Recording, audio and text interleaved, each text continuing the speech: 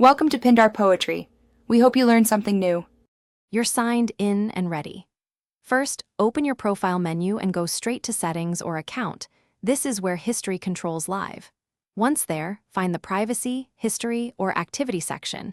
It may be nested under Data or Controls. Make sure you're on the correct profile if you have multiple users. Now that you've located History settings, pause to confirm you have account access and any two-step verification codes at hand. Then proceed to the Watch History options to begin removal. You're in the Watch History view. Start by scanning recent entries or using filters and date ranges to narrow results. If you need specific items, use search terms or the content's title to find them quickly, then select individual entries and choose Remove or Delete. For bulk cleanup, choose Clear All or Delete Activity for a chosen time span. Confirm when prompted. Make sure to check linked devices or apps, because some platforms require clearing history on each device or in the app and web separately. You've removed entries.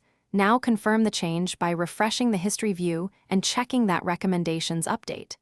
If old items still appear, clear your browser cache and cookies or the app's local data, then sign out and back in to force a sync. Make sure device sync settings are enabled or disabled as you intend, because Cloud Sync can repopulate history.